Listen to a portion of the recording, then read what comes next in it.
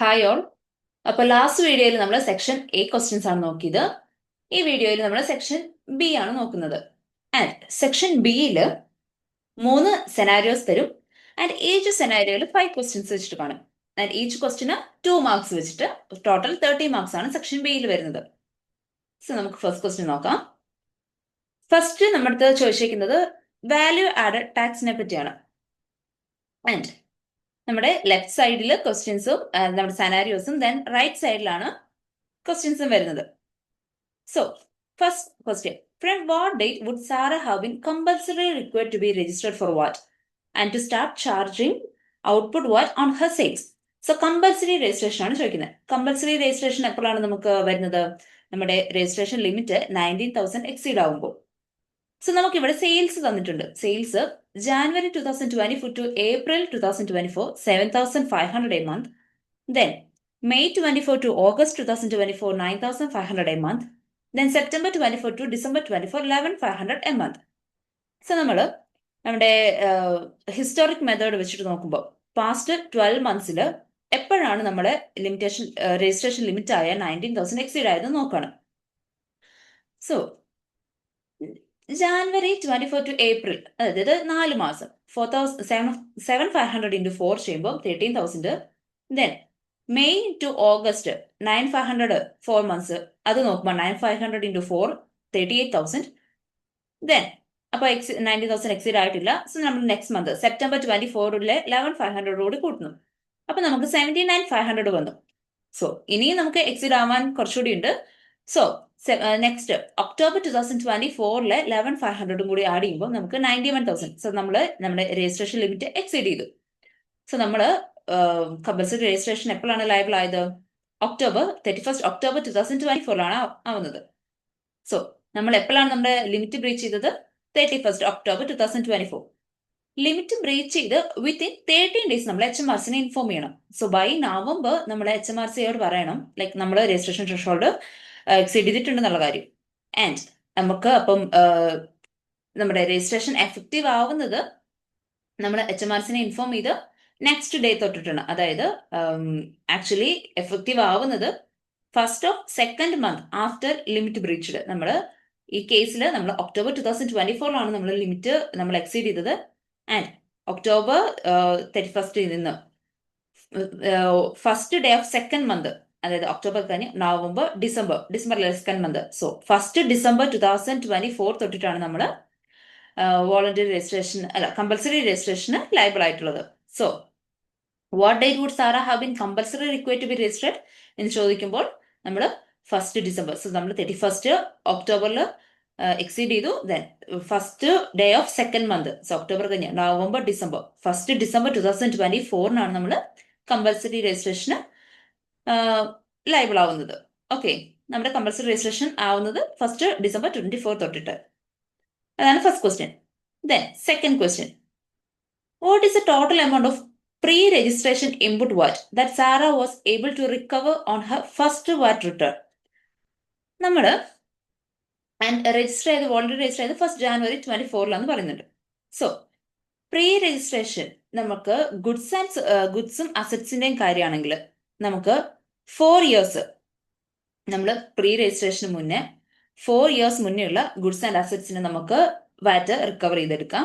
And സർവീസസിന്റെ കേസിലാണെങ്കിൽ എത്ര നാളായിരുന്നു? 6 months. So assets and goods ആണെങ്കിൽ 4 ഇയേഴ്സും സർവീസസിന്റെ കേസിലാണെങ്കിൽ 6 മന്ത്സും ആണ്. ഇവിടെ പ്രീ രജിസ്ട്രേഷൻ കോസ്റ്റ് നമുക്ക് പറയുന്നുണ്ട്.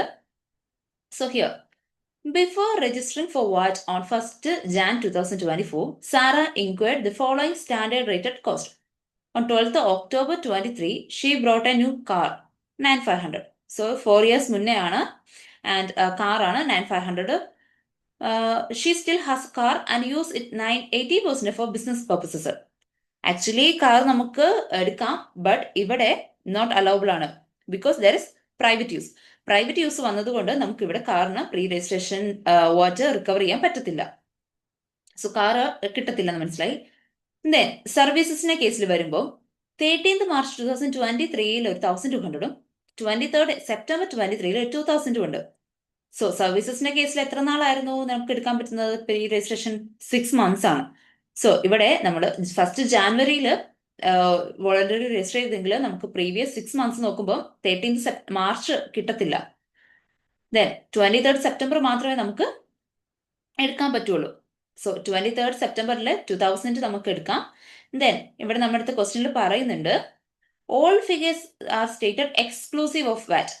എക്സ്ക്ലൂസീവ് ഓഫ് വാറ്റ് ആണ് നമുക്ക് തന്നിരിക്കുന്നത്. സോ നമ്മൾ ഈ 2000 ഇൻറ്റു 20% ചെയ്യും. സോ നമ്മൾ 2000 ഇൻറ്റു നമ്മുടെ സർവീസസിന് 6 മന്ത്സ് ആണ് എടുക്കുന്നത്. സർവീസസിന് 6 മന്ത്സ് ആണ്. ആൻഡ് ഇവിടെ നമുക്ക് എടുക്കുന്നത് 2000 ആണ്. 2000 എക്സ്ക്ലൂസീവ് ഓഫ് വാറ്റ് ആണ്. സോ 20% എടുത്തിട്ട് നമുക്ക് അപ്പൊ എത്രയാണ് വാറ്റ് ക്ലെയിം ചെയ്യാൻ പറ്റുന്നത്? 400. ആൻഡ് ഇവിടെ ശ്രദ്ധിക്കേണ്ട കാര്യം ഗുഡ്സ് ആൻഡ് അസറ്റ്സിനാണെങ്കിൽ നമുക്ക് എത്ര നാളായിരുന്നു? ഗുഡ്സ് ആൻഡ് അസറ്റ്സിന് നമുക്ക് 4 years ആണ്. അതുപോലെ തന്നെ സർവീസസിന് 6 months ആണ്. ഈ കേസിൽ നമുക്കൊരു കാർ ഉണ്ട്. കാർ എന്തുകൊണ്ട് എടുക്കാൻ പറ്റാത്ത? അവിടെ പ്രൈവറ്റ് യൂസ് വന്നതുകൊണ്ടാണ് നമ്മൾ അവിടെ കാർ കൺസിഡർ ചെയ്യാതിരുന്നത്. ഓക്കെ, ദെൻ ഇവിടെ answer 400. Then next question. Identify the what tax points for the deposit and balancing payment received for the bespoke necklace. ഇവിടെ നമുക്കൊരു നെക്ലേസിന്റെ കേസ് പറയുന്നുണ്ട്. Sara occasionally sells some unique high value item. On 1st February 25, she received an order for a bespoke necklace. The customer paid a deposit of 2000 on 10th February 25. The necklace was dispatched on 1st March 25 and an invoice for the balance of 3000 was issued on 12th March 25. The customer paid the balance on 21st March 25. So, നമുക്ക് വാറ്റിന് tax points വരുന്ന എപ്പോഴാണ്? നമുക്ക് base tax point ഉണ്ട്, അതുപോലെ തന്നെ actual tax point ഉണ്ട്. Base tax point എന്ന് പറയുന്നത് എപ്പോഴാണ് നമ്മൾ ഗുഡ്സ് സപ്ലൈ ചെയ്തത്. സോ ഈ ഒരു കേസിൽ നമുക്ക് 1st February 25 ഓർഡർ റിസീവ് ചെയ്തു. സോ ആ ഡേറ്റ് നമ്മൾ നോക്കേണ്ട ആവശ്യമില്ല. ദെൻ നെക്സ്റ്റ് നമ്മൾ എപ്പോഴാണ് ഓർഡർ ഗുഡ്സ് സപ്ലൈ ചെയ്തത്? The necklace was dispatched on 1st March 25. 2025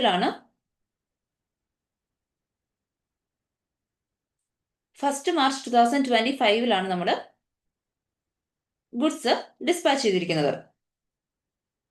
അപ്പൊ ബേസ് ടാക്സ് പോയിന്റ് എന്ന് പറയുന്നത് 1st March 2025. Then actual tax point, അതായത് ക്യാഷ് റിസീവ് ചെയ്ത് ആക്ച്വൽ ടാക്സ് പോയിന്റിൽ നമുക്ക് നമ്മൾ പറയും ആക്ച്വൽ ടാക്സ് പോയിന്റിൽ first earlier date of cash received, അല്ലെങ്കിൽ നമ്മൾ ബേസ് ടാക്സ് പോയിന്റിന് മുന്നേ ഇൻവോയ്സ് ഇഷ്യൂ ചെയ്തിട്ടുള്ള date, which is earlier ആണ് നമ്മൾ ഫസ്റ്റ് എടുക്കുന്നത്. So earlier date of cash received അല്ലെങ്കിൽ invoice issue before base tax point. ഇവിടെ നമുക്ക് ക്യാഷ് റിസീവ് ചെയ്ത ഡേറ്റ് പറയുന്നുണ്ട്. Customer paid deposit of 2000 on 10th February 2025. 10th February 2025 ആള് ക്യാഷ് റിസീവ് ചെയ്തിട്ടെന്ന് പറയുന്നുണ്ട്. സോ ആക്ച്വൽ ടാക്സ് പോയിന്റിൽ ഫസ്റ്റ് ക്യാഷ് റിസീവ് ചെയ്തത് 10th February. Then next case വരുന്നത് invoice issue within 14 days after base tax point. So ഇവിടെ നമ്മൾ goods dispatch ചെയ്തത് 1st March then by 12th March നമ്മൾ invoice balance payment invoice issue ചെയ്തിട്ടുണ്ട്. So ഈ 12th March 2025 എന്ന് പറയുന്നതായിരിക്കും നമ്മുടെ ആക്ച്വൽ ടാക്സ് പോയിന്റ്. സോ ഇവിടെ ആൻസർ ഇവല് വരുമ്പോൾ tax point for deposit of 2000 deposit, അത് നമുക്ക് ആക്ച്വൽ ടാക്സ് പോയിന്റ് വരുന്നത് എപ്പോഴാണ്? 10th February 2025. അതുപോലെ തന്നെ ബാലൻസിന് പേയ്മെന്റ് വരുന്നത് 3000 എപ്പോഴാണ്? നമ്മൾ ഡിസ്പാച്ച് ചെയ്ത് 1st March ഡിസ്പാച്ച് ചെയ്തു ആൻഡ് വിത്തിൻ 14 days നമ്മൾ ഇൻവോയ്സ് ഇഷ്യൂ ചെയ്തിട്ടുണ്ട്. സോ ആ ഡേറ്റ്, അതായത് 12th March 2025 ആണ് നമുക്ക് tax point for balance payment of 3000 വരുന്നത്. 12th March 2000.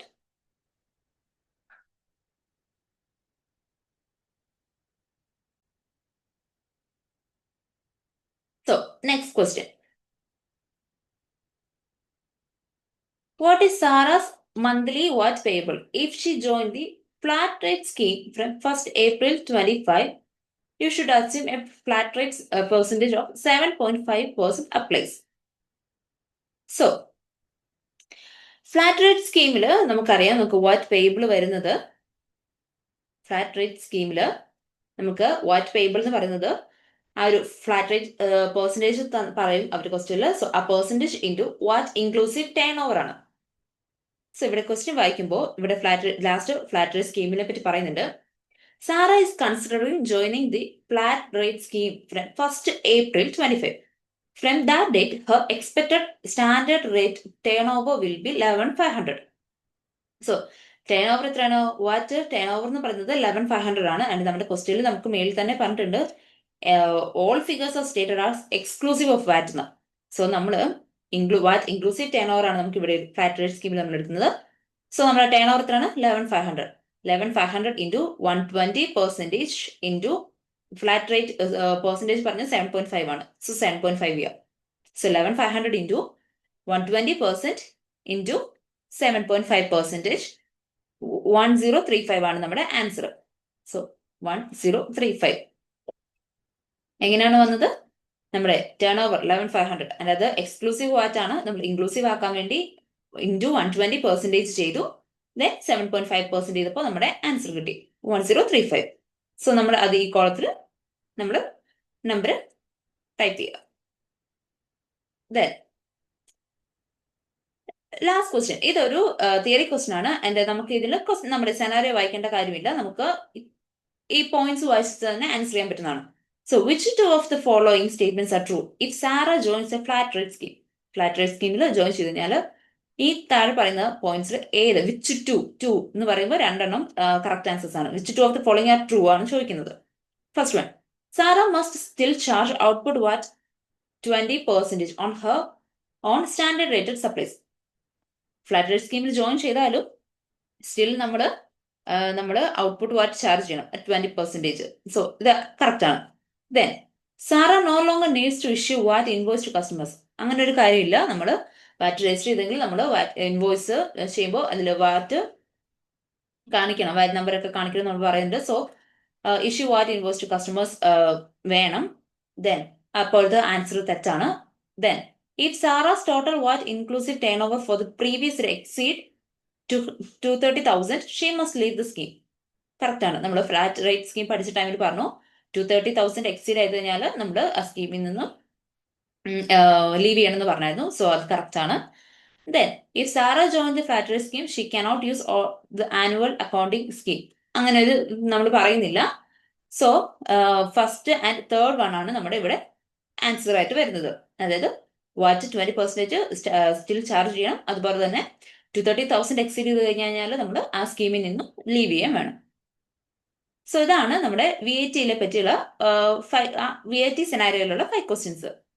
ദെൻ നെക്സ്റ്റ്, ഇത് നമുക്കൊരു IHT സെനാരിയോ ആണ് തന്നിരിക്കുന്നത്. And what was the gross chargeable amount of the chargeable lifetime transfer on 20th August 2017 for the purpose of calculating any additional tax due on B's death? ഇവിടെ B എന്ന് പറയുന്ന ഒരാള് died on 15th February 2025 and he has made 2 lifetime transfers. So നമ്മുടെ അടുത്ത് ഇവിടെ question ചോദിക്കുന്നത് gross chargeable amount ആണ് ചോദിക്കുന്നത്. ആൻഡ് ലൈഫ് ടൈം ട്രാൻസ്ഫർ ഒരു PET ഉണ്ട്, അതുപോലെ തന്നെ CLT ഉണ്ട്. ആൻഡ് ഈ തന്നിരിക്കുന്ന എമൗണ്ട് വാല്യൂ ആഫ്റ്റർ എക്സംഷൻസ് ആണ്. സോ എക്സംഷൻസ് എല്ലാം ഡിഡക്ട് ചെയ്ത് കഴിഞ്ഞിട്ടുള്ള എമൗണ്ട് ആണ് നമുക്ക് തന്നിരിക്കുന്നത്. ആൻഡ് നമ്മൾ ആൻസർ ചെയ്യുകയാണെങ്കിൽ നമുക്ക് ഫസ്റ്റ് നമുക്ക് CLT തന്നിരുന്ന എത്ര എമൗണ്ട് ആണ്? CLT എന്ന് പറയുന്നത് 340,000 ആണ് നമുക്ക് CLT തന്നിരുന്നത്. ദെൻ നിൽ റേറ്റ് ബാൻഡ്, അത് എല്ലാ എക്സംഷൻസ് കഴിഞ്ഞിട്ടുള്ള എമൗണ്ട് ആണെന്ന് പറഞ്ഞു. ദെൻ നിൽ റേറ്റ് ബാൻഡ് ഉണ്ട്. നിൽ റേറ്റ് ബാൻഡ് നമുക്കറിയാം എത്രയാണ്? 325,000 ആണ് നമ്മുടെ നിൽ റേറ്റ് ബാൻഡ്. സോ ആള് ക്വസ്റ്റ്യൻ നോക്കുകയാണെങ്കിൽ ആള് മരിക്കുന്നത് 15th February 2025 ആണ്. സോ നമുക്കൊരു 7 years ബാക്കിലേക്ക് നമുക്ക് നോക്കുന്ന ഒരു സ്കീം ഉണ്ട്. ഓക്കെ, അപ്പൊ നമ്മൾ 7 years ബാക്ക് നോക്കുമ്പോൾ നമുക്ക് 7 years ബാക്കിൽ നമുക്ക് പ്രത്യേകിച്ച് ട്രാൻസ്ഫേഴ്സ് ഒന്നും ഇല്ല. സോ നമുക്ക് ഫുൾ നമ്മുടെ NRB യൂസ് ചെയ്യാൻ പറ്റും, അല്ലേ? സോ ഫുൾ NRB നമുക്ക് ഇവിടെ യൂസ് ചെയ്യാൻ പറ്റും. നമുക്ക് ഇവിടെ ഡിഡക്ഷൻ ഒന്നും വരുന്നില്ല. സോ 325,000 നമ്മൾ ഡിഡക്ട് ചെയ്ത് കഴിയുമ്പോൾ നമുക്ക് ലാസ്റ്റ് 15,000 കിട്ടും. സോ 15,000-ല് ഇനി നമ്മൾ നോക്കേണ്ടത് ഈ ടാക്സ് ആര് പേ ചെയ്യും? സോ ഡോണർ ആണ് പേ ചെയ്യുന്നതെങ്കിൽ നമ്മൾ 25% ടാക്സും, അതുപോലെ തന്നെ ഡോണിയാണ് പേ ചെയ്യുന്നതെങ്കിൽ 20% ടാക്സും ആണ് നമ്മൾ എടുക്കുന്നത്, അല്ലെ? ഈ ഒരു ക്വസ്റ്റ്യനില് നമ്മുടെ അടുത്ത് പറയുന്നുണ്ട് be paid the inheritance tax. So who is B? ആരാണ്? ഡോണർ ആണ്. അപ്പോൾ ഡോണർ പേ ചെയ്യുന്നത് കൊണ്ട് നമ്മൾ 25% ആണ് എടുക്കുന്നത്. സോ ഈ 15,000-ന്റെ 25%, അതായത് 3,750 ആണ് നമുക്ക് ടാക്സ് വരുന്നത്. സോ നമ്മുടെ അടുത്ത് ക്വസ്റ്റ്യൻ ചോദിച്ചിരിക്കുന്നത് ഗ്രോസ് ചാർജബിൾ എമൗണ്ട് ആണ്, അല്ലെ? ഗ്രോസ് ചാർജബിൾ എമൗണ്ട് ആണ് ക്വസ്റ്റ്യനിൽ ചോദിക്കുന്നത്. സോ ഗ്രോസ് എന്ന് പറയുമ്പോൾ നമ്മൾ ഓൾറെഡി ഗിഫ്റ്റ് ആയ 340,000 പ്ലസ് ടാക്സ് എമൗണ്ട് 3750. സോ നമുക്ക് ടോട്ടൽ നമുക്ക് വരുന്നത് ഇത് രണ്ടും കൂടെ ആഡ് ചെയ്തിട്ടുള്ള 343,750 ആണ് നമുക്ക് വരുന്ന ഗ്രോസ് ചാർജബിൾ എമൗണ്ട്. ഓക്കെ, നമ്മുടെ ഓപ്ഷൻ ബി. നമുക്ക് ചോദിച്ചത് എന്താണ്? ഗ്രോസ് ചാർജബിൾ എമൗണ്ട് ആണ്. സോ നമുക്ക് ഇവിടെ എക്സംഷൻ, വാല്യൂ ആഫ്റ്റർ എക്സംഷൻ തന്നിട്ടുണ്ട്. സോ ഈ എമൗണ്ടിൽ നിന്ന് നമ്മൾ ബാക്ക് 7 ഇയേഴ്സ് നോക്കുമ്പോൾ വേറെ ട്രാൻസ്ഫേഴ്സ് ഒന്നും ഇല്ലാത്തത് കൊണ്ട് നമ്മൾ ഫുൾ NRB യൂസ് ചെയ്യുന്നു. ദെൻ അതിൽ നിന്നും ഡോണർ പേ ചെയ്തുകൊണ്ട് 25% ടാക്സും കൂടി കൊടുത്തിട്ട് നമ്മൾ ഗ്രോസ് ചാർജബിൾ എമൗണ്ട്, അതായത് ഡെത്തിന്റെ ടൈമിൽ നമുക്ക് ഗ്രോസ് ചാർജബിൾ എമൗണ്ട് വരുന്നത് നമ്മുടെ ഓൾറെഡി എടുത്തിയ CLT എമൗണ്ട് പ്ലസ് നമ്മുടെ ടാക്സ് വരുന്നത് 3,750 കൂടി കൂട്ടി ടോട്ടൽ 34,3,750 ആണ് നമുക്ക് വരുന്നത്. Then next question, true or false ആണ് പറയുന്നത്. A marriage exemption of 2,500 is available for a lifetime marriage gift to a nephew. നമുക്ക് മാരേജ് എക്സംഷൻ പഠിച്ചായിരുന്നു. അവിടെ നമ്മൾ പറഞ്ഞ കാര്യം 2,500 നമ്മൾ ആർക്കാണ് കൊടുക്കുന്നത്? മാരേജിന്റെ ടൈമിൽ 2,500 ഗ്രാൻഡ് ചിൽഡ്രനും അല്ലെങ്കിൽ bride to groom to bride, അതാണ് നമുക്ക് 2,500 വരുന്നത്. നമ്മൾ അല്ലാതെ ബാക്കി ഫാമിലി മെമ്പേഴ്സ് നെഫ്യൂനൊക്കെ കൊടുക്കാൻ പറ്റുന്നത് 1,000 ആണ്. സോ ഇത് ഫോൾസ് ആണ്. മാരേജ് എക്സംഷൻ അപ് ടു 250 അല്ല, 2,500 അല്ല, 1,000 ആണ് നെഫ്യൂനൊക്കെ കൊടുക്കാൻ പറ്റുന്നത്. Then, if an individual makes 5 gifts of 240 each to 5 different individuals during a tax year, these will be exempt. Exempt ആണ് ബിക്കോസ് നമ്മൾ സ്മോൾ ഗിഫ്റ്റ് എക്സംഷൻ പഠിച്ചായിരുന്നു. ആ ടൈമിൽ നമ്മൾ പറഞ്ഞു 250 ആണ് നമ്മൾ പെർ ഹെഡ്. ഒരാൾക്ക് 250 അപ് ടു 250 നമുക്ക് ഗിഫ്റ്റ് പേ ചെയ്യാം. ആൻഡ് അത് എത്ര പേർക്കാണെങ്കിലും എക്സെപ്റ്റ് ആണ്. ബട്ട് ഒരാൾക്ക് 250 എക്സീഡ് ആകാൻ പാടില്ല. ഇവിടെ 240 ആണ് കൊടുത്തിരിക്കുന്നത്. സോ നമുക്ക് അത് ആൻസർ എക്സെപ്റ്റ് ആണ്, ട്രൂ ആണ്. And if a pet is made, PT is made before a CLT, but in the same tax year, the 3,000 annual exemption must be used against the PET first. അല്ലെ? Correct ആണ്. Even തോ അത് chargeable അല്ലെങ്കിലും നമ്മുടെ ഒരു വർഷം PETയും CLTയും ഉണ്ടെങ്കിൽ first PET ആണെങ്കിൽ നമ്മുടെ ആനുവൽ എക്സംഷൻ 3,000 നമ്മൾ ഡിഡക്ട് ചെയ്യുന്നത് PET നിന്നാണ്. സോ അത് ട്രൂ ആണ്. Then, any unused annual exemption brought forward from the previous tax year should be used before the annual exemption for the current tax year. അങ്ങനെ അല്ല, നമ്മൾ current tax year annual exemption use ചെയ്തിട്ടാണ് എന്തെങ്കിലും brought forward ആയിട്ടുള്ള annual exemption ഉണ്ടെങ്കിൽ use ചെയ്യുന്നത്. So ഈ answer false ആണ്. Okay, next, what is a maximum total amount of nil rate band and residential nil rate band available to set against Bea's death estate? So nil rate band എത്രയാണ് എമൗണ്ട്? 325,000. And residential nil rate band എത്രയാണ്? 175,000. And ഇവിടെ residential nil rate band use ചെയ്യണമെങ്കിൽ നമുക്ക് എന്തൊക്കെയാണ് conditions? First നമുക്കൊരു main residence, നമ്മുടെ death എസ്റ്റേറ്റിൽ മെയിൻ റെസിഡൻസ് വേണം. ആൻഡ് ആ മെയിൻ റെസിഡൻസ് നമ്മൾ ഡയറക്റ്റ് ഡിസെൻഡൻസിനാണ് ട്രാൻസ്ഫർ ചെയ്യേണ്ടത്. സോ ഇവിടെ കേസിൽ മെയിൻ റെസിഡൻസ് പറയുന്നുണ്ട്, main residence valued at 350,000 on which there was an outstanding mortgage of 100,000. His other assets includes investment and cash. And the whole estate was left to B's doctor Sophia. അതായത് ആളുടെ ഡോക്ടറിനാണ്, direct ഡിസെൻഡന്റിനാണ് നമ്മൾ full എസ്റ്റേറ്റും transfer ചെയ്യുന്നത്. So നമ്മുടെ residence nil rate band use ചെയ്യാം. Because നമ്മുടെ residence നമ്മൾ ആർക്കാണ് transfer ചെയ്യുന്നത്? ഡയറക്റ്റ് ഡിസെൻഡന്റിനാണ് നമ്മൾ ട്രാൻസ്ഫർ ചെയ്യുന്നത്. സോ അത് ഓക്കെയാണ്. Then, B's wife Aisha died on 20th March 2010. She had made no lifetime gift and left her entire estate to B. So ഇവിടെ ആള് വൈഫ് ലൈഫ് ടൈം ട്രാൻസ്ഫർ ഒന്നും നടത്തിയിട്ടില്ല ആൻഡ് എൻ്റെ എസ്റ്റേറ്റ് ബിക്ക് ട്രാൻസ്ഫർ ചെയ്യാണ് ചെയ്തത്. സോ വൈഫിന്റെ NRBയും അതുപോലെ തന്നെ RNRBയും ആർക്ക് ബിക്ക് ആൾക്ക് യൂസ് ചെയ്യാൻ പറ്റും. ഓക്കെ, അപ്പോ നമ്മുടെ അടുത്ത് ക്വസ്റ്റിൽ ചോദിക്കുന്നത് maximum total amount of NRB and residence nil rate band ആണ് ചോദിക്കുന്നത്. സോ നമുക്ക് അറിയാം നമ്മുടെ NRB എത്രയാണ്, നിൽ റേറ്റ് ബാൻഡ് എന്ന് പറയുന്നത് 325,000ഉം അതുപോലെ തന്നെ റെസിഡൻസ് നിൽ റേറ്റ് ബാൻഡ് എന്ന് പറയുന്നത് 175,000ഉം ആണ്. സോ ഈ ക്വസ്റ്റ്യനിൽ ബിയുടേതും അതുപോലെ തന്നെ ബിയുടെ വൈഫിൻ്റെതും നമുക്ക് യൂസ് ചെയ്യാൻ പറ്റും.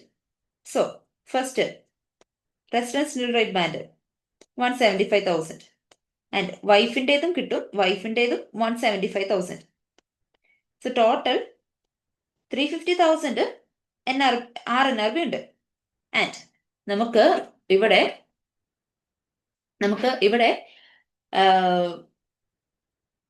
റെസിഡൻസിന്റെ വാല്യൂ വരുന്നത് 350,000 ആണ് and there is an outstanding mortgage of 100,000. So നമുക്ക്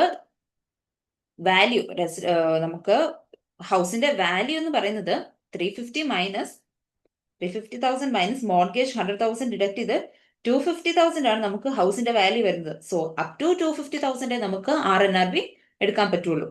സോ RNRB എന്ന് പറഞ്ഞിട്ട് നമുക്ക് 250,000 ഉണ്ട്. ദെൻ നിൽ റേറ്റ് ബാൻഡ് ലാസ്റ്റ് 7 ഇയേഴ്സിലേക്ക് ട്രാൻസ്ഫേഴ്സ് ഒന്നും ഇല്ലാത്തതുകൊണ്ട് ഫുൾ നിൽ റേറ്റ് ബാൻഡ് യൂസ് ചെയ്യാം. That is 325,000. അതുപോലെ തന്നെ വൈഫിന്റെ നിൽ റേറ്റ് ബാൻഡും 325,000 യൂസ് ചെയ്യാം. സോ ടോട്ടൽ വരുമ്പോൾ 250,000, 325,000, ദെൻ 325,000, നമുക്ക് ടോട്ടൽ 900,000 നമുക്ക് യൂസ് ചെയ്യാം. സോ നമ്മുടെ maximum total amount of nil rate band and residence nil rate band എന്ന് പറയുന്നത് 900,000 ആണ്. സോ എങ്ങനെയാണോ വന്നത്, ഫസ്റ്റ് റെസിഡൻസ് ഉണ്ട്, അത് റെസിഡൻസ് നമുക്ക് മെയിൻ റെസിഡൻസ് ഡെത്ത് എസ്റ്റേറ്റിലുണ്ട്, അതുപോലെ തന്നെ അത് ഡയറക്ട് ഡിസെൻഡന്റിനും ട്രാൻസ്ഫർ ചെയ്തത് കൊണ്ട് യൂസ് ചെയ്യാം. ആൻഡ് ഇവിടെ നമുക്ക് റെസ്ട്രിക്ഷൻ വരുന്നത് up to the value of main റെസിഡൻസിന്റെ വാല്യൂ 250,000 ആയിരുന്നു. സോ 250,000 വരെ നമുക്ക് എടുക്കാം. അത് എങ്ങനെയാണ് 250 വരെ വരുന്നത്, ശരിക്കും നമുക്ക് റെസിഡൻസ് നിൽ റേറ്റ് ബാൻഡ് 175 അല്ലേ, ഇവിടെ വൈഫിന്റേതും ഹസ്ബൻഡിലേക്ക് ട്രാൻസ്ഫർ ചെയ്തത് കൊണ്ടാണ് നമുക്ക് ഫുൾ 250 എടുക്കാൻ പറ്റിയത്. ദെൻ അതുപോലെ റെസിഡൻസ് നിൽ റേറ്റ് ബാൻഡ് 325,000 ആളുടേതും വൈഫിന് ട്രാൻസ്ഫർ ആയി വന്നതും കൂടി കൂട്ടിയിട്ടാണ് നമുക്ക് ടോട്ടൽ 900,000 വരുന്നത്. Okay, then next, which two of the following amounts would have been deducted or excluded when calculating the chargeable value of B's death estate for IHT purpose? IHT purpose നമുക്ക് deduct ചെയ്യാൻ പറ്റുന്ന amounts. ഈ ചാറ്റൽ value 3,000 ചാറ്റിൽ നമ്മൾ deduct ചെയ്യും. But എവിടെയാണ്, നമ്മൾ CGTയിലാണ് നമ്മൾ ചാറ്റൽസ് ഡിഡക്ട് ചെയ്യുന്നത്. സോ ഇവിടെ IHTയിൽ ഡിഡക്റ്റബിൾ അല്ല. സോ അതല്ല answer. Then B's outstanding income tax due ആയിട്ടുള്ള ഔട്ട്സ്റ്റാൻഡിംഗ് ഇൻകം ടാക്സ് ഡ്യൂ നമുക്ക് ഡിഡക്ട് ചെയ്യാൻ പറ്റും. സോ അത് കറക്റ്റ് ആണ്. ദെൻ ഡെപ്റ്റ് of 5,000 owed to his sister not legally documented. ഡെപ്റ്റ് നമുക്ക് ഡിഡക്ട് ചെയ്യാൻ പറ്റും, ബട്ട് നോട്ട് ലീഗലി ഡോക്യുമെന്റഡ് എന്ന് ഇവിടെ പറയുന്നുണ്ട്. ലീഗലി ഡോക്യുമെന്റഡ് ആയിരുന്നു എങ്കിൽ നമുക്ക് ഈ ഡെപ്റ്റ് കുറയ്ക്കാൻ പറ്റായിരുന്നു, ഡിഡക്ട് ചെയ്യാൻ പറ്റായിരുന്നു. പക്ഷെ ഇവിടെ ലീഗലി ഡോക്യുമെന്റഡ് അല്ലാത്തത് കൊണ്ട് നമുക്ക് ഡിഡക്ട് ചെയ്യാൻ പറ്റില്ല. Then the value of B's ISA investment of 45,000. ISA investment deductible ആണ്, ബട്ട് എവിടെയാണ്, ഇൻകം ടാക്സിലാണ് നമ്മൾ ഡിഡക്ട് ചെയ്യുന്നത്, IHTയിലല്ല. സോ അത് ഡിഡക്റ്റബിൾ അല്ല. ദെൻ ഫ്യൂണറൽ എക്സ്പെൻസ് നമുക്ക് ഡിഡക്റ്റബിൾ ആണ്. ദെൻ ഒരെണ്ണോട് പറയുന്നുണ്ട് FE of 900 paid to his personal റെപ്രസെന്റേറ്റീവിന് കൊടുത്ത ഫീ നമുക്ക് ഡിഡക്റ്റബിൾ അല്ല. സോ ഈ കേസിൽ നമുക്ക് ഡിഡക്റ്റബിൾ ആയിട്ട് വരുന്നത് ഇൻകം ടാക്സ് ഡ്യൂവും അതുപോലെ തന്നെ ഫ്യൂണറൽ എക്സ്പെൻസും ആണ്. ചാർട്ടേഴ്സ് നമ്മൾ എവിടെയാണ് ഡിഡക്ട് ചെയ്യുന്നത്, CGTയിൽ. ദെൻ ISA ഇൻവെസ്റ്റ്മെന്റ് നമ്മൾ ഇൻകം ടാക്സിലാണ് ഡിഡക്ട് ചെയ്യുന്നത്, IHTയിലല്ല. ദെൻ അതുപോലെ തന്നെ ഡെപ്റ്റ് നമുക്ക് ഡിഡക്റ്റബിൾ ആയിരുന്നു, ബട്ട് നോട്ട് ലീഗലി ഡോക്യുമെന്റഡ് ആയതുകൊണ്ട് നമുക്ക് ഡിഡക്റ്റബിൾ അല്ല. ദെൻ പേഴ്സണൽ റെപ്രസെന്റേറ്റീവ്സിന് കൊടുക്കുന്ന ഫീസ് നമുക്ക് ഡിഡക്റ്റബിൾ അല്ല. Okay, then next, identify the due dates for payment. നമുക്ക് IHT പേയ്മെന്റ്സ് ഡ്യൂ ഡേറ്റ് വരുന്നത് നമ്മൾ ഡെത്ത് കഴിഞ്ഞിട്ട് വിത്തിൻ 6 months ആണ്. അതായത് due 6 months from the end of month of death. അപ്പൊ ഇവിടെ ആള് മരിക്കുന്നത് 15th ഫെബ്രുവരിയിലാണ്. So 15th February to February, then March, April, May, June, July, August. So 15th August 2025 നമുക്ക് ഡ്യൂ ഡേറ്റ് വരുന്നത്. And who will be responsible for paying it? ആരാണ് responsible ആയിട്ടുള്ളത്? Actually ഇതിന്റെ ബെനിഫിറ്റ് കിട്ടുന്നത് സോഫിയക്കാണ്, ബെനിഫിഷ്യറി സോഫിയാണ്. ആൻഡ് ബെനിഫിഷ്യറി ആണ് tax suffer ചെയ്യുന്നതും, അല്ലെ? Sophia will receive the net estate and she will suffer the tax loss, sorry tax. അപ്പോ ബെനിഫിഷ്യറി ആണ് ടാക്സ് സഫർ ചെയ്യുന്നതെങ്കിലും നമുക്ക് ആക്ച്വലി ഹൂസ് റെസ്പോൺസിബിൾ എന്ന് ചോദിച്ചു കഴിഞ്ഞാൽ പേഴ്സണൽ റെപ്രസെന്റേറ്റീവ് ആണ് HMRCക്ക് പേ ചെയ്യാൻ വേണ്ടി റെസ്പോൺസിബിൾ ആയിട്ടുള്ളത്. സോ 31st ഓഗസ്റ്റ് 25 ആണ് നമുക്ക് ഡ്യൂ ഡേറ്റ് മനസ്സിലായി. ആൻഡ് ഹൂ ഇസ് റെസ്പോൺസിബിൾ എന്ന് ചോദിച്ചു കഴിഞ്ഞാൽ പേഴ്സണൽ റെപ്രസെന്റേറ്റീവ് ആണ് HMRCക്ക് ഈ ഒരു ടാക്സ് പേ ചെയ്യാൻ റെസ്പോൺസിബിൾ ആയിട്ടുള്ള ആള്. സോ പേഴ്സണൽ റെപ്രസെന്റേറ്റീവ് കോളത്തിൽ നമ്മൾ മാർക്ക് ചെയ്യാം. ഓക്കെ, ദെൻ നെക്സ്റ്റ് നമുക്ക് വരുന്നത് ഒരു CGTയുടെ സെനാരിയോ ആണ്. ദെൻ ഇവിടെ what are the total deductions which will be allowed in calculating the chargeable gain on the disposal of Ash's 3 hectares of land? So നമ്മളിവിടെ ചോദിക്കുന്നത് ടോട്ടൽ ഡിഡക്ഷൻ എത്ര വരും എന്നുള്ള കാര്യമാണ്. ഇവിടെ നമുക്ക് നോക്കുകയാണെങ്കിൽ ഇവിടെ 3 hectares of land പറയുന്നുണ്ട്. Then Ash has originally purchased 5 hectares of land on 1st April 2011 for 70,000. And on 15th May 24, Ash sold 3 hectares of land for 150,000. The market value of unsold 2 hectares of land at the time of sale was 50,000. Before the disposal, Ash spent 12,000 clearing and leveling the 3 hectares of land that were sold. So, ഇവിടെ നമുക്ക് part disposal ആണ് നടക്കുന്നത്. So part ഡിസ്പോസലിന്റെ നമുക്ക് equation ഉണ്ടായിരുന്നു, നമുക്കൊരു equation. So part ഡിസ്പോസലില്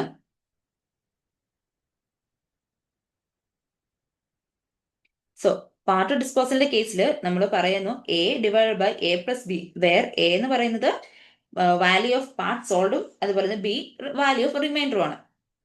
so ഇവിടെ എത്രയാണ് വിറ്റ പോർഷൻ, അതായത് ടോട്ടൽ 5 ഹെക്ടേഴ്സിൽ 3 ഹെക്ടേഴ്സ് കൊടുത്തു. ദെൻ അതിന്റെ വാല്യൂ 150,000ഉം ദെൻ 150,000 പ്ലസ് B റിമൈനിങ് എത്രയാണ് 50,000 എന്നും പറഞ്ഞു. ആൻഡ് ക്വസ്റ്റ്യനിൽ പറയുന്നുണ്ട് the originally purchased 5 hectares of land 17,000. So cost 17,000 ആണ്. So cost 17,000. സോ നമ്മൾ ആൻസർ ചെയ്യുമ്പോൾ 17,000 ഇൻറ്റു 150,000 ഡിവൈഡഡ് ബൈ 150,000 പ്ലസ് 50,000 നമുക്ക് ചെയ്യുമ്പോൾ 70,000 ഇൻറ്റു 150 ബൈ 150 പ്ലസ് 50,000 52,500 കിട്ടും. സോ 52,500. അതില് നമ്മുടെ അടുത്ത് പറയുന്നുണ്ട് ഈ 3 hectares ഓഫ് ലാൻഡ് നമ്മൾ വിറ്റ പോർഷൻ 3 hectares ഓഫ് ലാൻഡ്, അതിന് ഒരു അഡീഷണലി 12,000 rupees നമുക്ക് എക്സ്ട്രാ ആയിട്ടുണ്ടെന്ന് പറഞ്ഞിട്ടുണ്ട്. Before the disposal Ash spent 12,000 clearing and leveling the 3 hectares of land. So അത് ഈ എസ്പെഷ്യലി ഈ വിറ്റ 3 hectaresന് വേണ്ടി വന്നതാണ്. സോ നമുക്ക് ആ 12,000 ഇവിടുന്ന് ഡിഡക്ട് ചെയ്യാം. സോ നമുക്ക് ബാലൻസ് വരുന്നത് 64,500 ആണ്. So total deductions which will have been allowed in calculating the chargeable gain on the disposal of Ash's 3 hectares of land എന്ന് പറയുന്നത് 64,500 ആണ്. ഓക്കെ, ഈ 12,000 നമ്മൾ പാർട്ട് ഡിസ്പോസൽ ആയിട്ട് എടുക്കേണ്ട കാര്യമില്ല, ബിക്കോസ് ഇവിടെ ക്ലിയർലി പറയുന്നുണ്ട് ഈ 3 hectares ഓഫ് ലാൻഡിന് വേണ്ടിയാണ് ഈ 12,000 എടുത്തതെന്ന്. സോ നമുക്ക് ഫസ്റ്റ് നമ്മൾ A/A+B ഇൻറ്റു കോസ്റ്റ് ചെയ്തിട്ട് ദെൻ ആ എമൗണ്ടിൽ നിന്നും ഈ 12,000 ഡിഡക്ട് ചെയ്യുക. അപ്പോഴാണ് നമുക്ക് 64,500 കിട്ടുന്നത്. Okay, then what is Ash's chargeable gain in respect of the cash received following the takeover of Rock PLC by Stone PLC? ഇവിടെ on 12th December 2024 Rock PLC was taken over by Stone PLC. Ash had originally purchased her 1 ordinary shares in Rock PLC on 2nd February 2011 for 21,000. So 21,000-ന് ആണ് നമ്മൾ rock PLC shares purchase ചെയ്തിരിക്കുന്നത്. And under the terms of the takeover, Ash received total cash of 18,000 and 25% ordinary shares in Stone PLC. So take ഓവറിന്റെ ടൈമിൽ cash ആയിട്ട് 18,000-ഉം അതുപോലെ തന്നെ cash 18,000-ഉം 2,500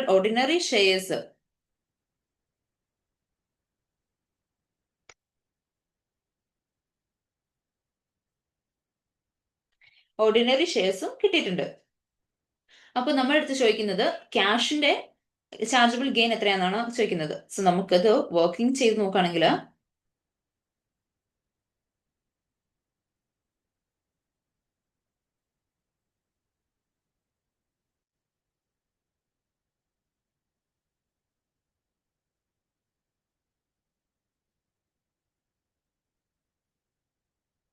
നമ്മുടെ market value of shares received അതായത് ഇപ്പൊ നമുക്ക് എത്രയാണ് 25,000 ഷെയർസ് ആണ് കിട്ടിയിരിക്കുന്നത്. ആൻഡ് ഈച്ച് ഷെയറിന്റെ വാല്യൂ എന്ന് പറയുന്നത് 1.8 ആണ് പറയുന്നുണ്ട്. ഇമ്മീഡിയറ്റ്ലി ആഫ്റ്റർ ടേക്ക് ഓവർ ഷെയറിന്റെ വാല്യൂ എന്ന് പറയുന്നത് 1.8 ആണ് പറയുന്നുണ്ട്. സോ 25,000 ഷെയർസ് ഇൻറ്റു 1.8, അതായത് മാർക്കറ്റ് വാല്യൂ 45,000 ആണ് വരുന്നത്. ക്യാഷ് 18,000 എന്നും പറയുന്നുണ്ട്. സോ ഈ 45 പ്ലസ് 18,000 63,000 ആണ്. സോ നമ്മുടെ ടോട്ടൽ കൺസിഡറേഷൻ. ആൻഡ് നമ്മൾ ഫസ്റ്റ് പർച്ചേസ് ചെയ്തപ്പോൾ എത്രയായിരുന്നു? 21,000-നാണ് നമ്മൾ വാങ്ങിയത്. അപ്പോ ക്യാഷ് എത്രയാണെന്ന് അറിയാൻ വേണ്ടി ഈ 21,000 ഇൻറ്റു 18 ഡിവൈഡഡ് ബൈ 63 ചെയ്താൽ മതിയല്ലോ. സോ അപ്പൊ നമുക്ക് 6,000 കിട്ടും. ഇവിടെയും സെയിം കാൽക്കുലേഷൻ, അതായത് 21,000 ഇൻറ്റു 45 ഡിവൈഡ് ബൈ 18 ചെയ്യുമ്പോൾ 18 അല്ല 63, 45 ഡിവൈഡ് ബൈ 63 ചെയ്യുമ്പോൾ 15,000 കിട്ടും. സോ ആക്ച്വലി ഇപ്പൊ നമുക്ക് ക്യാഷ് റിസീവ് ചെയ്തിരിക്കുന്നത് 18,000 ആണ്. ദെൻ നമ്മൾ പർച്ചേസ് ഒറിജിനൽ കോസ്റ്റ് എന്ന് പറയുന്നത് 6,000 ആണ്. സോ നമുക്ക് എക്സ്ട്രാ എത്രയാണ് വന്നിരിക്കുന്നത്? 12,000. സോ നമ്മുടെ ക്വസ്റ്റ്യനിൽ ചോദിക്കുന്നത് chargeable gain in respect of cash received. So എത്രയാണ്? 12,000 ആണ്. Okay. Then next, what is the base cost of Ash replacement antique painting for capital gain tax purpose? ആന്റിക്ക് പെയിന്റിങ്ങിന്റെ കാര്യം ഇവിടെ പറയുന്നുണ്ട്. സോ നമുക്ക് ക്വസ്റ്റ്യൻ വായിക്കാം. On 1st February 25, an antique painting owned by Ash was destroyed in a fire. The painting has been purchased on 8th July 2014 for 27,000, and Ash received insurance proceeds of 59,000 on 19th March 25. And on 26th March 25, she purchased a replacement antique painting for 61,200. Ash will make a claim to roll over the gain arising from the receipt of the insurance proceeds. So, ഈ കേസിൽ നമുക്ക് ഒരു painting ഉണ്ടായിരുന്നു, അത് destroy ആയി പോയി. And insurance proceeds നമുക്ക് കിട്ടി, 59,000 ഇൻഷുറൻസ് കിട്ടി. ആൻഡ് ആള് കുറച്ച് കഴിഞ്ഞപ്പോ ഒരു റീപ്ലേസ്മെന്റ് അസറ്റ് വാങ്ങി. ആൻഡ് അതിന്റെ കോസ്റ്റ് 61,200 ആണ്. ആൻഡ് നേരത്തെ നമ്മുടെ ഗെയിന് റോൾ ഓവർ ചെയ്യാണ്. സോ ഇവിടെ നോക്കുകയാണെങ്കിൽ ഫസ്റ്റ് പ്രൊസീഡ്സ് നമ്മൾ എത്രയ്ക്കാണ് നമ്മുടെ ആ ഒരു ഡിസ്പോസൽ നടത്തിയത്? പ്രൊസീഡ്സ് എന്ന് പറയുന്നത് 59,000 ആൻഡ് കോസ്റ്റ് ഒറിജിനലി നമ്മൾ അത് പർച്ചേസ് ചെയ്തപ്പോൾ നമുക്ക് 27,000 ആണ് പർച്ചേസ് ചെയ്തതെന്ന് പറഞ്ഞു. സോ ഗെയിൻ വന്നത് 32,000. ആൻഡ് നമ്മൾ ഇവിടെ പറയുന്നുണ്ട് നമ്മൾ ഇത് റോൾ ഓവർ ചെയ്തു. സോ അപ്പൊ നമുക്ക് ഇപ്പം ഈ ഒരു ഗെയിൻ നമ്മൾ ഡെഫർ ചെയ്യാണ് and will not be taxed now. എന്തുകൊണ്ട്? Because it is reinvested. നമ്മൾ ഈ ഒരു എമൗണ്ട് നമ്മൾ ന്യൂ പെയിന്റിങ്ങിന്റെ എമൗണ്ടിൽ നിന്ന് കുറയ്ക്കും. സോ ന്യൂ പെയിന്റിങ്ങിന്റെ കോസ്റ്റ് എത്രയാണ് വന്നത്? കോസ്റ്റ് 61,200 ആണ്. സോ നമ്മൾ ഈ 3,200 അല്ല ഈ 32,000 നമ്മൾ റോൾ ഓവർ ചെയ്ത് ഈ ഒരു എമൗണ്ടിൽ നിന്നും ഡിഡക്ട് ചെയ്യും. സോ 29,200 ആണ് നമുക്ക് ആൻസർ വരുന്നത്. സോ നമ്മുടെ അടുത്ത് ചോദിച്ചത് base cost of ash replacement antique painting ഇപ്പൊ 61,200 ആണ് ആക്ച്വലി നമ്മൾ പർച്ചേസ് ചെയ്തെങ്കിലും നമ്മൾ പ്രീവിയസ്ലി ഉള്ള നമ്മൾ ആ ഡിസ്പോസൽ ചെയ്ത ആ ഒരു ഗെയിൻ റോൾ ഓവർ ചെയ്ത് ഈ ഒരു എമൗണ്ടിൽ നിന്ന് ഡിഡക്ട് ചെയ്യും. സോ 29,200 ആണ് നമുക്ക് base cost of replacement antique painting വരുന്നത്. ആൻഡ് ഇൻ കേസ് ഈ ഒരു പെയിന്റിംഗ് നമ്മൾ സെല് ചെയ്യുന്ന ടൈമിലാണ് നമുക്ക് ദെൻ നമ്മൾ ഓൾറെഡി റോൾ ഓവർ ചെയ്ത് വെച്ചിരിക്കുന്ന ആ എമൗണ്ട് നമുക്ക് ടാക്സബിൾ ആവുന്നത്. Okay, then next states capital gain tax liability for the tax year 24-25. ഇവിടെ പറയുന്നത് chargeable gain of 5,700 on disposal of an antique table and he had made no other disposals during the tax year. And states only income for the tax year 24-25 employment income ആണ് 46,000. So ആൾക്കുള്ളത് employment income